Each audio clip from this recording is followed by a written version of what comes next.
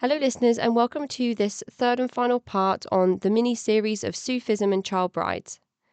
I'm your speaker, Casey, and for this segment, I've been chatting with Tamara MC, a freedom activist for girls and women worldwide, highlighting her family's involvement in a Sufi group in part 1. In part 2, we looked at Tamara's experience as a child bride, with this third and final part looking at Tamara's escape and subsequent journey through further education to obtain her PhD. For early access to full-length ad-free episodes, please consider signing up to patreon.com/the show to support the podcast from as little as £1 a month. And to see me live at CrimeCon alongside John Atack on June the 10th and 11th in London, 2023, you can head over to crimecon.co.uk and use the code CULT at the checkout to get 10% off of your tickets. We would love to see you there. But for now, here is Tamara.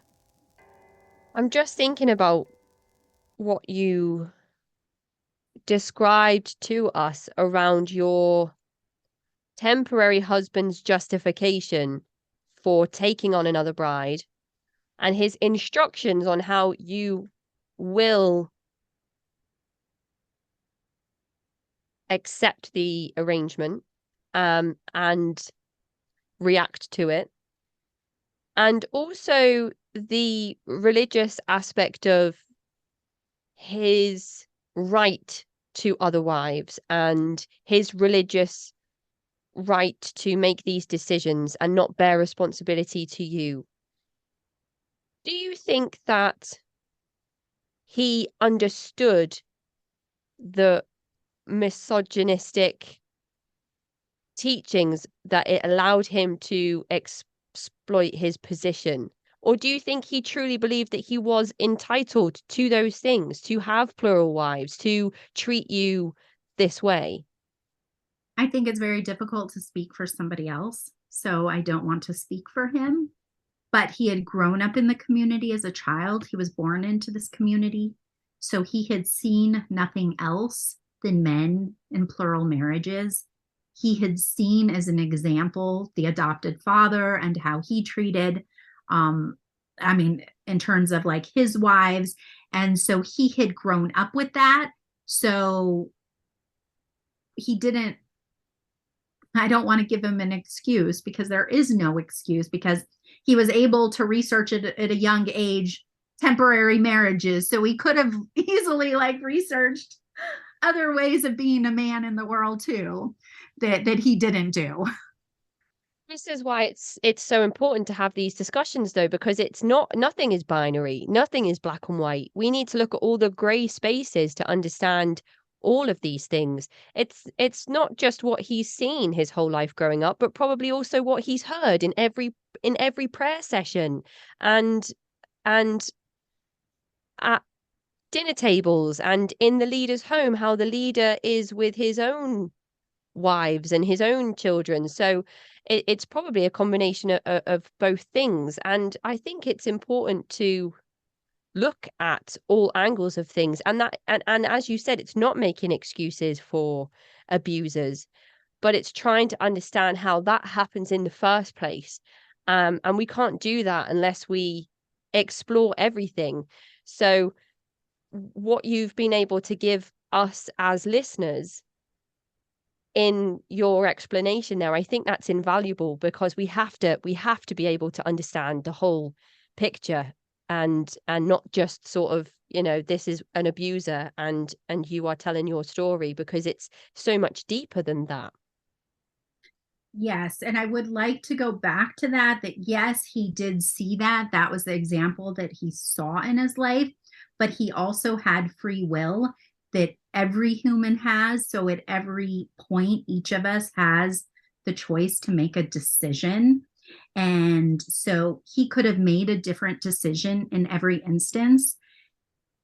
These decisions were not like, okay, this is the only way you can go. He actively chose to take on these multiple wives. And in our community, the men mostly had, like I said, maybe 2 to 4 wives, but and they didn't have as many temporary marriages, but he went on to like live this lifestyle of temporary marriages when he was in his much later years. So he had a choice at every moment of what he was going to do. So I also don't want to take away his responsibility, because at a certain point we're brought up with kind of whatever we've learned as a child, but then we also are given choice and to decide Yeah. who we're going to be as humans. Yeah. I suppose there's a nature and nurture discussion to have around that. And a person that coerces a 12-year-old girl in the dark at midnight absolutely understands that they are doing something that they should not be doing. So again, just to go back to not making excuses for an abuser, for a child abuser, and somebody that has coerced a young girl into the things that happened during your involvement with that person. It's Yes. And I mean, the whole purpose of this marriage was for him to be with me sexually, and he knew that he couldn't. So yes, it was very much premeditated. It was preemptive. It wasn't as if like suddenly somebody told him, oh, you need to marry this girl on this night or whatever. Like he made the choice. Like nobody told him to get married. He snuck into my room, wanted to be with me sexually, found a way to do it within God's eyes that it would be okay, and then continued to do it. So yes, he does have responsibility within this. since you decided that you were not going to accept being in a forced plural marriage, you have gone on to do some pretty incredible things. Again, I think that that drive and that passion and that determination comes through because you actually have a PhD. I do. Yes. I Um, think that's incredible, absolutely incredible. Please tell us all about your journey on exiting the community completely and where you are today. so after I left, I came back to my mother in Arizona, and I can't even say that I know where my childhood went, because it's even a blur when I think about it. And my mother always wanted me to go to college, and I was adamant, from the time of my marriage, I'm not going to college. I just want to have babies. Like that's all I want to do. I just want to be married to this person. And so when I came back, I didn't know what I was going to do. I started waitressing tables, and for maybe somebody kind of who hasn't been in my situation, waitressing tables wouldn't be as painful as it was for me. But I felt that I was still doing what I had been doing my whole life, which is serving. And so I was still serving, and it just hurt. It just hurt my heart. And I was like, I cannot do this for the rest of my life. I have to find something else. I don't know what that is. I don't know how I'm going to get there. Um, but I ended up hearing that in college, I learned like that there was a class that I was really interested in studying in college. And I didn't even know that they taught this class. And I was like, oh my goodness, they actually teach that in college. Like I just thought they taught writing and math and all the things I didn't really enjoy, you know. And I found out that I could take the class, and I went to the university and I found out about it. It was a 5 credit course. And I ended up enrolling in college just to take that class. So my first semester, I just took that class. But then when I took that class, I was like, oh my God, I can take this history class and this political science class. And I just became so excited because I've always loved to learn. And on my community, I didn't speak, but I was always listening. So I was just absorbing information. So on the outside, you would just think like I'm kind of like, I don't know what the word is, but like, oh, this girl has nothing going on in her Like mind. airy fairy.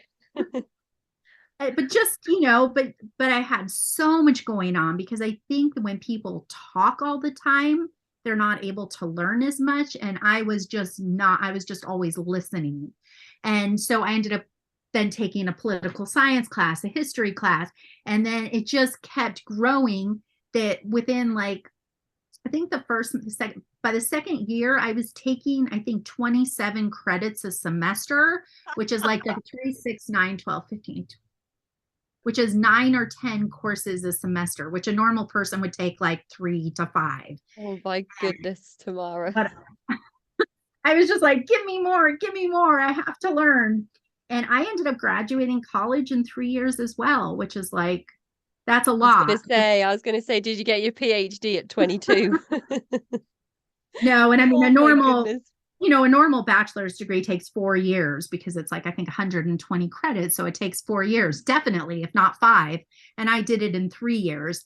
And here was like this person that whatever education I had with my mother, like when I went to school, I didn't even listen because like after I got married when I was 12, like I just shut down my whole world. Like I couldn't even take in what was happening in my, like in regular school, because I was trying to figure out how my worlds like that were so disparate and how I was going to get to Texas. So I had no interest. So I went from like having, like, I still, like, when I go back and like people that have foundational things in their education, I'm still missing. It's like I was educated, but I wasn't educated. And so I went from that to completing college in 3 years. And then after I completed college, again, it was just like, oh, wait, I can go on for a master's degree. What's a master's degree? Oh, yeah, that sounds like, yeah, I want to do that. And so then it just began. And then after my master's, I never even knew, like, I didn't even know what a PhD was. I didn't even know anything. But then I was like, oh, wait a sec. I could get a PhD. What do I need to do that? And so I went on to get this PhD, but it was never like initially a goal. It was just me doing this one thing that would lead me to the next thing. And I think that that is such an important lesson, that we don't have to know where we're going or how we're going to get there. We just need to know, what is that next step? What is the thing I have to do right at this moment? I don't know what's going to happen, but I can guarantee you that that one thing is going to open up another door, that is going to open up another door. And before you know it, you're going to be led in this direction that you couldn't even imagine possible for yourself. That's such an incredible journey. I mean, I have a friend who's been on the show, Sam Mackay, who's completed his doctorate, and he said it's one of the hardest things. But it sounds almost like you just kind of were just like, I'm just happy to be here. And I think that that's such a really positive mentality to have around further education. What were your thoughts at the end of your PhD? Were you like, okay, what's next? And then you're like, oh, there's not really much else I can do. Yeah. So going back to your point, as I think that everybody else in the program was like, they knew they wanted a PhD, they knew they wanted a tenured teaching position. Like they Right. had real goals for themselves. And mine was just curiosity and exploration, and like I just wanted to learn. And I thought that the pinnacle of learning was getting a PhD, because like it's almost like getting, like at the time it wasn't like internet was like the way it is. Like I don't even think people need to go to school anymore, pretty much. Like everything's available. But at that point everything wasn't available. Like it was in a university library.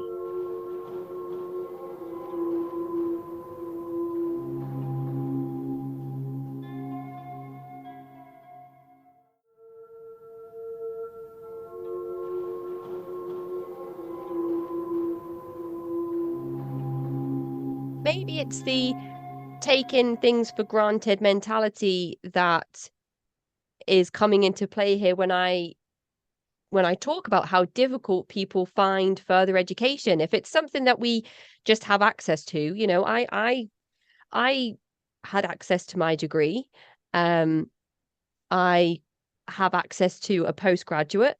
If I want to do one, maybe I will, maybe I won't. And of course, there are hundreds of thousands of people in the world that just don't have that opportunity, that don't have that choice to just say, maybe I will, maybe I won't, just like off the cuff. Some people would do anything to have access to that type of education, to those resources.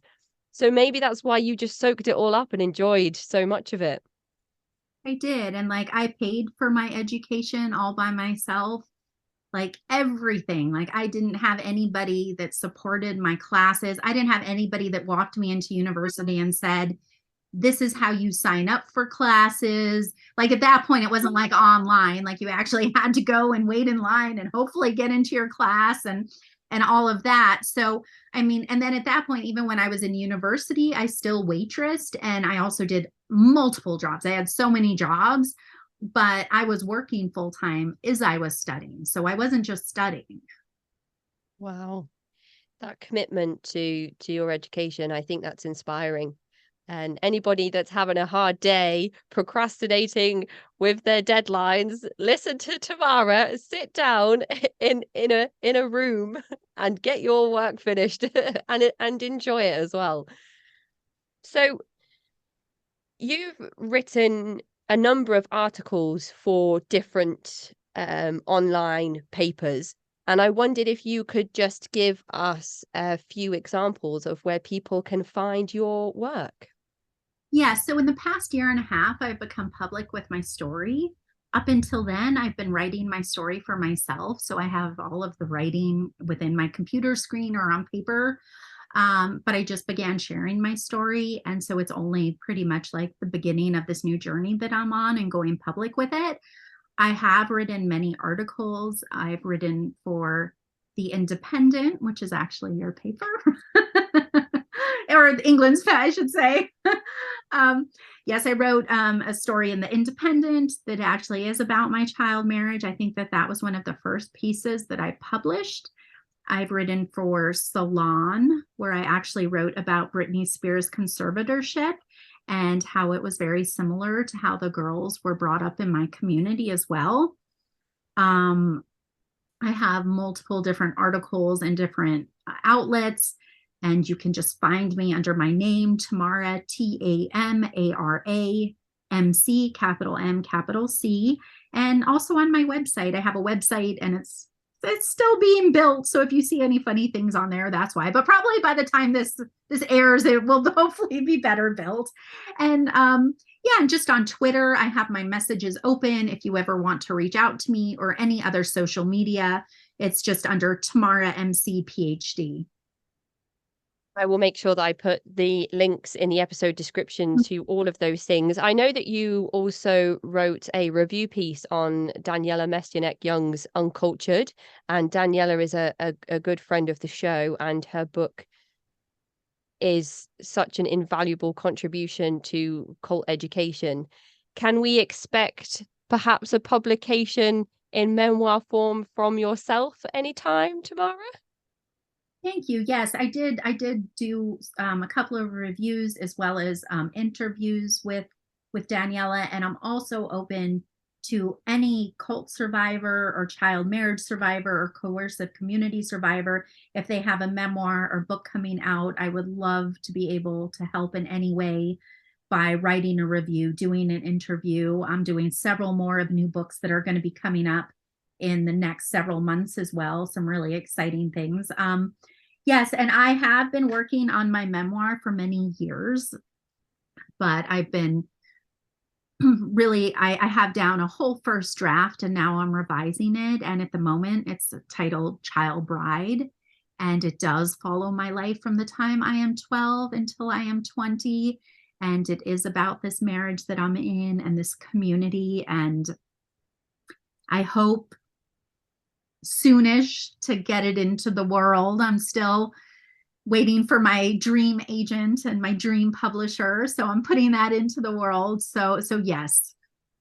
But I also so believe in time. Like I really wanted to go slowly and to make sure that I'm ready to tell my story and that I have the knowledge and I have my degrees and I'm just in a really good place in order to tell this story. So I very purposefully have waited to get to this point in my life. I think that's another piece of important advice that listeners can take from our conversation today as well. A few cult experts that I've spoken to talk about the the damages that can come from a person leaving their group and immediately trying to deconstruct or recover by going public with their story, which sometimes can do more harm than good. It might be the perfect solution for an individual if a perfect solution exists. I'm not sure that it does, so perhaps I should try and reword that. But we should also consider that time, reflection, and educating ourselves about terminology, dialogue, different models that exist around understanding how cults work, what cults look like. I think that that's really important as well. And it's slow and steady that has got you to a place of retrospection and offering such an empowering account of your story to the listeners today, of being somebody who from the age of 5 was groomed into thinking that the abuse that you were enduring was the path for you in life, and then realizing that actually you had sovereignty over your body, over your future, you had autonomy over yourself, and you took all of that back by saying, I will not be a plural wife. I will actually be my own person, and I will get myself into a position in life where I don't have to rely on anybody else. And I think that that's so inspiring and absolutely incredible, Tamara. I feel very privileged to be able to speak to you about your story now that you feel that it's the right time to tell it and to come forward with it. Thank you. Yes. And so I physically left when I was 20. I just turned 50 this year. So it took me 30 years to publicly tell my story. So this isn't a short amount of time, but there was so much healing, and there's still so much healing that has to happen.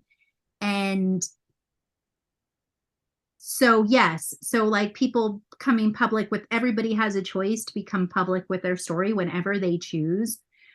But I am like the tortoise, like I go really slow. I thought I'm that when I very said slow and methodical. steady, I was thinking of the little tortoise. Yeah, absolutely. Like I always think of myself like that. I am in a marathon, like, and I, I'm not like, I've actually run marathons. Like I am so slow and steady, and I can kind of complete anything. I can't like run in a race. I could never do that. Like in a whatever, a short distance race, I would be terrible at it. But give me a marathon and I will just be there. If it takes me 10 hours to run a marathon, I will run 10 hours. Like, so I just think that there's such different pacing for all of us, and to never rush our pacing, because often in life we see people moving so fast and so forward and making progress so quickly. But that's not all of our paths. There's some people that can do that, but there's other people that have to just sit back and listen and watch and internalize. And all of that is moving us forward. It's just not on the external. Nobody sees it, but nobody has to see it, because our work in this world is our own. It's not for other people to kind of say, oh wow, look at where you are and what you're doing, which is nice to get those compliments. But with me, the way I've survived is by being okay with myself on the inside. Like, I guess, I mean, this is maybe funny to say, but I've always loved myself on the inside. Like, I'm so proud of myself. Like, I know who I am. And no matter like what a leader or somebody could say about, not that somebody said that to me, but I know that I'm not damaged. I don't even like the word broken. Like, I don't like any of that. Like, all of us are so beautiful on the insides, and just to remember that, and just to stay within that little bubble within ourselves, and nothing that anybody says on the exterior changes who we are. And so I think that that's so important, is that internal compass. And that's what's always moved me, is my internal compass. That's lovely. Thank you so much for that, Tamara. I think we can all take something from what you've just said. Cult survivors and those just looking to learn, or all of us together, I think, can take something from what you've just said. And as we talk today, although this episode isn't coming out this month, it is January, which is Human Trafficking Awareness Month. It's actually Human Trafficking and Modern Slavery Awareness Month, and I think it's important to include that part as well. What can we be doing as a society to further our knowledge on human trafficking and modern slavery? And what do you think are the key things to look out for when it comes to identifying potential signs of human trafficking and modern slavery from your experiences? It's such a tough subject because it's a hidden world. And when I was in Texas, I was behind closed walls and nobody really knew I was there. Although there were people on the outside that spoke about us and wondered what was happening within this community. And so I guess that it's like, at the time, even if those Texans who lived in the area, as they were kind of talking about what's happening here, but even taking that a step further, that if there is an isolated community where people are potentially being kept, and most specifically children or women, if there is a community in your area that you just are suspicious about,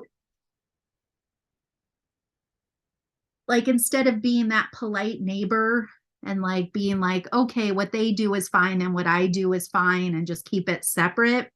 I think that in order to protect women and children and people that are being trafficked is to go outside of that politeness and to really inquire.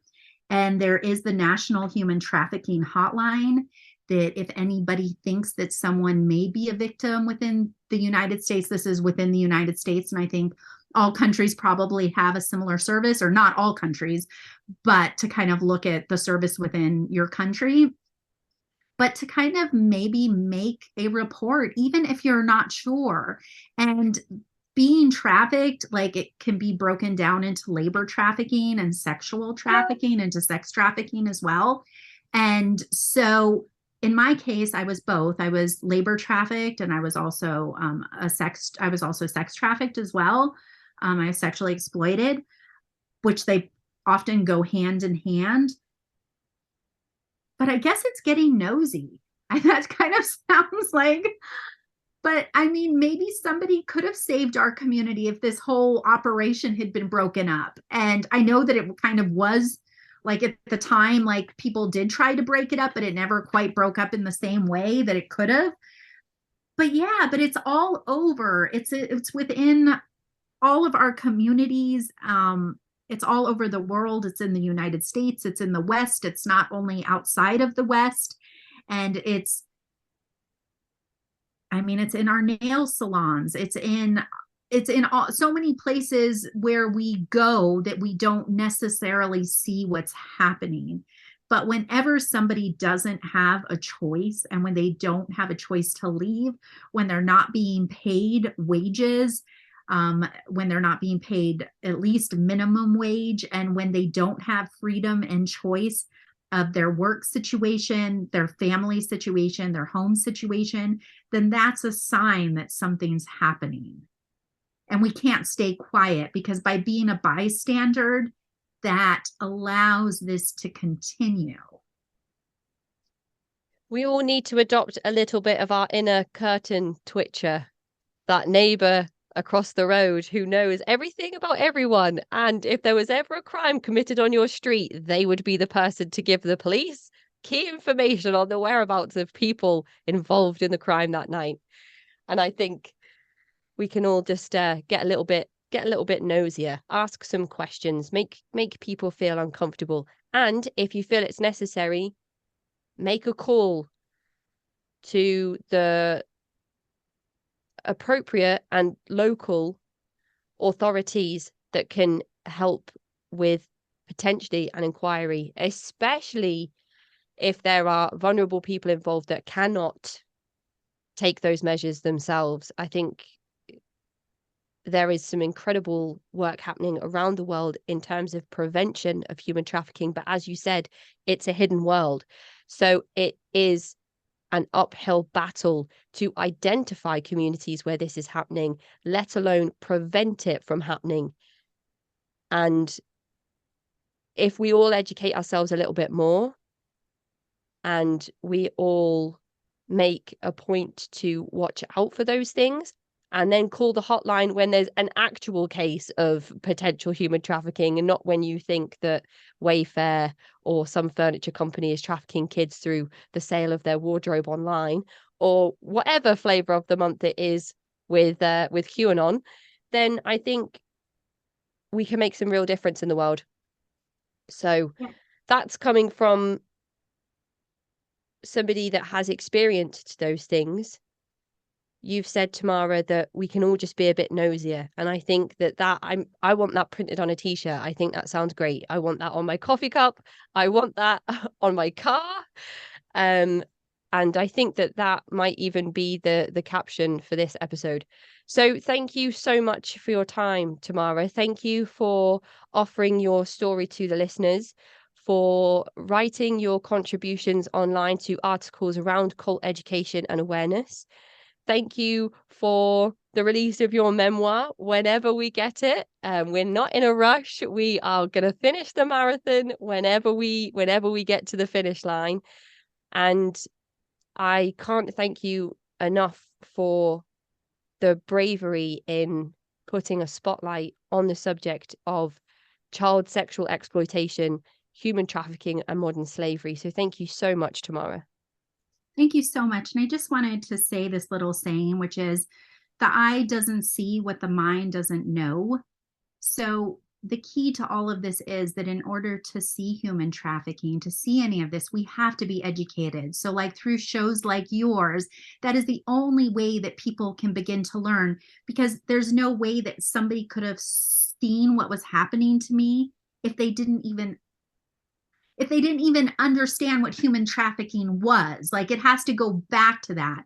And when I just go back to thinking about my childhood, when I was in Arizona at school, I had all the signs of a little girl that had been trafficked, but there wasn't a single teacher that had been educated on what to look for. So kind of going back to what we can do is education of teachers, of schools, of public servants, of like people in hospitals, of doctors. Like, it just extends, like where are these children going to potentially go, or where are these humans, if they're not even children, like when they go to a hospital and there's signs, like what to look for. So it really extends into this education. And so podcasts like yours are so important for people who have not been part of these communities to become aware of what to look for in their everyday life. Because when you start looking, you'll start to see things that you never saw before. Thank you so much, Tamara. That's a fantastic way to wrap up our conversation today. I appreciate you and your time, and I hope that you enjoy the rest of your day. Thank you so much. Thank you for having me. Take care, Tamara. Goodbye. Okay, bye-bye. That is the end of this mini-series on Sufism and child brides. For more information on Tamara's work, you can visit tamaramc.com. To get in touch with me, you can find me at cultvaultpodcast@gmail.com or follow me on Twitter and Instagram at cultvaultpod. I'm your speaker, Casey, host of the Cult Vault Podcast.